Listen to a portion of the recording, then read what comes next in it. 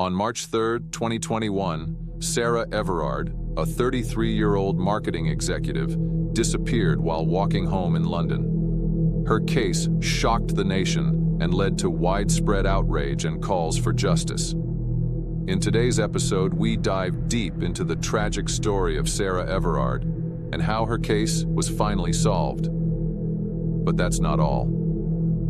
Later, we'll also explore the chilling and unsolved case of Dorothy Jane Scott, a woman who vanished in California under mysterious circumstances. Stay tuned to learn about these two compelling cases. Welcome to Bone Chills, where we explore the darkest corners of true crime and cold cases. If you enjoy our content, don't forget to like, subscribe, and hit the bell icon for more true crime stories. Sarah Everard was a vibrant, kind, and caring woman. Born on June 14, 1987, she grew up in York and later moved to London. She was a marketing executive who was beloved by her colleagues and friends. Sarah was known for her bright smile and positive attitude, making her disappearance all the more shocking. Her life was full of promise, and she had a bright future ahead of her.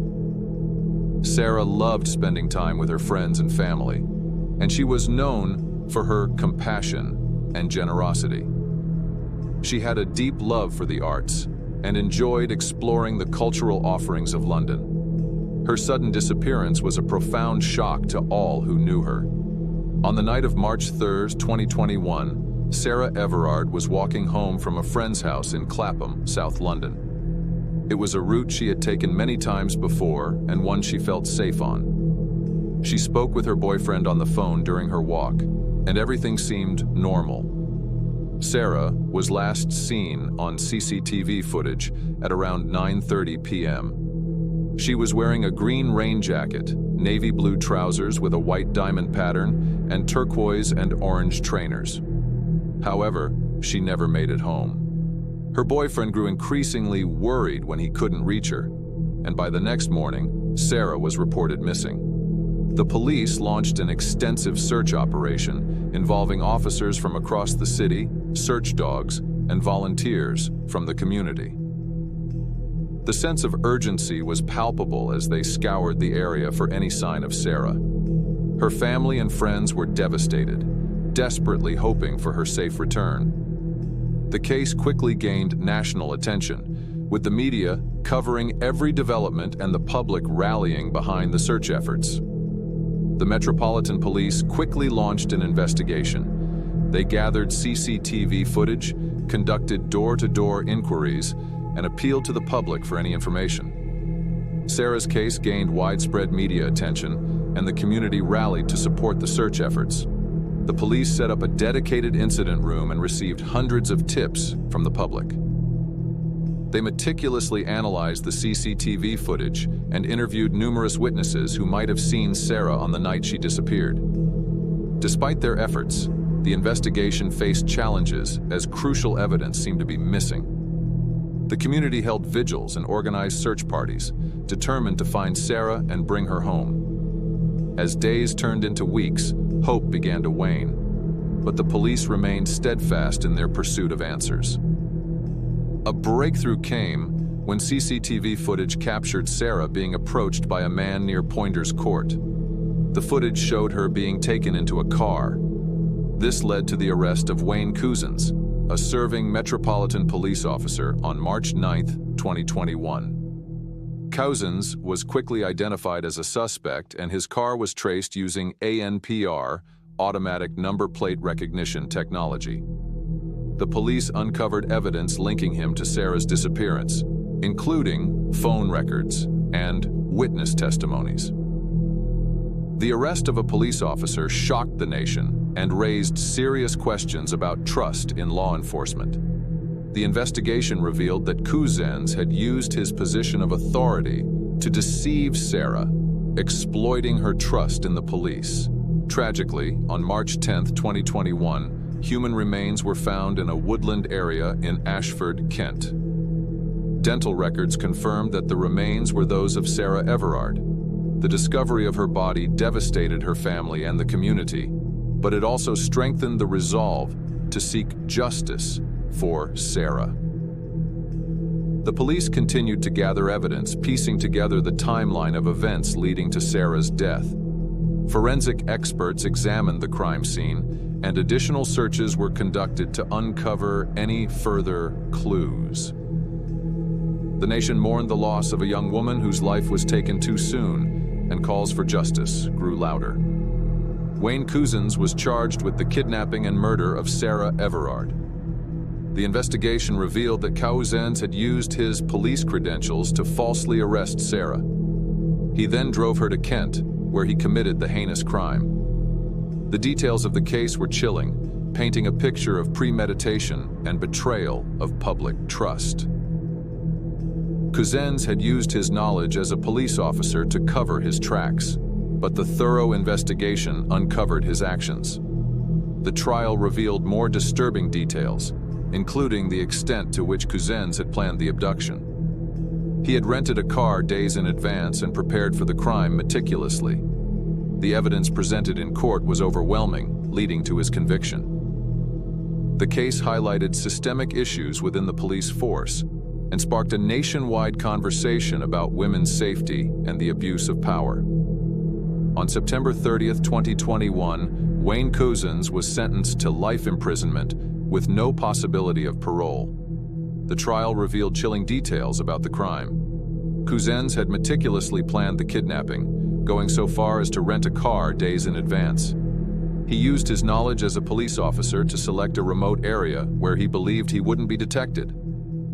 During the trial, evidence presented included CCTV footage, GPS data from Couzens' car, and forensic evidence linking him to the crime scene. The judge described his actions as devastating, tragic, and wholly brutal. Sarah's family delivered powerful victim impact statements highlighting the profound loss and sorrow they experienced. They spoke of Sarah's bright future that was so cruelly cut short, and the deep emotional scars left by her senseless murder. Sarah's case sparked a nationwide conversation about women's safety and trust in the police. Vigils were held in her memory, with thousands of people gathering to pay their respects and demand action. The outpouring of grief and solidarity was overwhelming. However, one vigil in Clapham Common turned contentious when police officers attempted to break it up, leading to clashes and further outrage. The public demanded answers and accountability. Sarah's death led to widespread protests and calls for action, highlighting the everyday fears and dangers women face. Campaigns and movements like Reclaim These Streets gained momentum, pushing for systemic changes to protect women. The government and police promised reforms to address these critical issues. Measures proposed included increased street lighting, more CCTV cameras, and enhanced background checks for police officers. The case also prompted a broader discussion about the culture within police forces and the need for greater transparency and accountability. Sarah Everard's story is a tragic reminder of the dangers women face and the urgent need for systemic change. Her legacy lives on through the reforms and movements inspired by her case. We must continue to fight for justice and safety for all. As we conclude Sarah's story, we take a moment to honor her memory and the impact she has had on society. Her death was not in vain, as it has led to a nationwide reckoning and a push for meaningful change. Now, let's transition to another case, still unsolved, that also deserves our attention and respect. Dorothy Jane Scott disappeared on May 28, 1980, under mysterious circumstances. Her case remains a haunting enigma to this day. Join us as we delve into the mysterious disappearance of Dorothy Jane Scott, a case that has puzzled investigators for decades and continues to haunt her family and friends. Dorothy Jane Scott was a 32-year-old single mother living in Stanton, California. She worked as a secretary for two jointly owned stores, Swinger's Psych Shop and Custom John's Head Shop, in Anaheim. Dorothy was a kind and responsible woman, deeply devoted to her son, Sean, and her parents, with whom she lived. On the night of May 28, 1980, Dorothy attended an employee meeting at work. During the meeting, she noticed that one of her co-workers, Conrad Bostron, looked unwell. She and another colleague, Pam Head, decided to take Conrad to the hospital. They drove to the University of California, Irvine Medical Center, where doctors determined that Conrad had been bitten by a black widow spider and needed treatment. While waiting at the hospital, Dorothy remained calm and composed, showing her characteristic care and concern for her co-worker. She used the time to check in on her son, who was being watched by her parents. As the hours passed, Dorothy never indicated that she felt unsafe or that anything was amiss. After Conrad received treatment, Dorothy went to retrieve her car from the parking lot to pick up her colleagues at the hospital entrance. Pam Head later reported that she and Conrad waited for Dorothy for about 10 minutes before stepping outside. As they approached the parking lot, they saw Dorothy's car speeding towards them. The car's headlights blinded them, and they couldn't see the driver. The car then made a sharp turn and sped away, leaving Pam and Conrad confused and alarmed. This was the last time Dorothy was seen alive. In the weeks and months following Dorothy's disappearance, her parents, Vera and Jacob Scott, began receiving disturbing phone calls. The caller, a man, would ask if Dorothy was home, then say he had her or had killed her. These calls were brief and always from an unidentified number, adding to the family's anguish. The police installed a voice recorder in the Scott home, but the caller never stayed on the line long enough to be traced. The mysterious calls continued for years, with the caller taunting the family and keeping the horror of Dorothy's disappearance fresh in their minds. The police investigated numerous leads, but the identity of the caller remained elusive. The phone calls were a constant source of torment for Dorothy's family. The caller's voice was cold and emotionless, delivering chilling messages that left the family in a state of perpetual fear and uncertainty. Sometimes the caller would say he had Dorothy, and other times he claimed to have killed her, providing no further details. The police tried various methods to trace the calls, but the caller's brevity and the use of payphones thwarted their efforts. The psychological toll on Dorothy's family was immense, as each call reopened the wound of their loss. The mysterious caller seemed to take a perverse pleasure in their suffering, prolonging their agony with every unanswered question. Despite extensive media coverage and appeals for information, no credible leads emerged. The investigation into Dorothy's disappearance became one of the most baffling cases in the region, with the police and family growing increasingly desperate for answers. Over time, the calls became less frequent, but they never stopped entirely, leaving the family haunted by the unknown fate of Dorothy. On August 6, 1984, 4 years after her disappearance, Dorothy's skeletal remains were found on Santa Ana Canyon Road. The remains were partially charred, suggesting they had been there for some time. The discovery brought a measure of closure to the Scott family, but the mystery of her disappearance and the identity of her killer remained unsolved. The police were unable to determine the exact cause of death due to the condition of the remains. However, they suspected foul play given the circumstances of her disappearance and the condition of her body. The site where Dorothy's remains were found was remote and difficult to access, leading investigators to believe that the perpetrator was familiar with the area.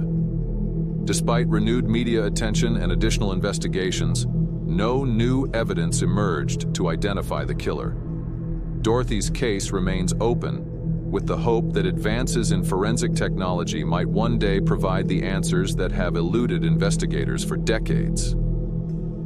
The discovery of Dorothy's remains was a bittersweet moment for her family. The police conducted a thorough examination of the site, hoping to find any clues that might lead them to Dorothy's killer.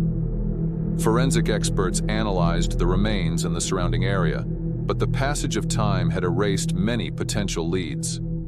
The investigation faced numerous challenges, including the lack of witnesses and physical evidence. Despite these obstacles, the police remained committed to solving the case. They re-examined old leads, conducted interviews with anyone who might have known Dorothy, and followed up on tips from the public. The discovery of Dorothy's remains also reignited public interest in the case, leading to renewed media coverage and appeals for information. The community rallied around the Scott family, offering support and solidarity in their quest for justice. Although the identity of Dorothy's killer remains unknown, her family and investigators continue to hold out hope that one day the truth will be revealed. Dorothy's family has never given up on seeking justice. They have kept her memory alive, sharing her story and advocating for victims of unsolved crimes. The mysterious phone calls ceased after the discovery of her remains, but the questions and heartbreak linger. The community remains vigilant, hoping that someone with information will come forward. Detectives continue to review the case files, looking for any overlooked details or new angles to pursue. Advances in DNA technology and forensic science offer renewed hope that previously undetectable evidence might now provide crucial insights. Despite the passage of time, the commitment to finding answers for Dorothy and her family remains unwavering. The story of Dorothy Jane Scott continues to resonate, serving as a powerful reminder of the need for justice and the enduring hope that one day the truth will be uncovered. As we conclude today's episode, we remember Sarah Everard and Dorothy Jane Scott. Their stories remind us of the urgent need for justice and the profound impact of violent crime on families and communities. We honor the memories of Sarah Everard and Dorothy Jane Scott and continue to seek the truth. If you found this episode informative, please like, subscribe, and hit the bell icon for more true crime stories. Join us next time on Bone Chills as we uncover more dark and mysterious cases.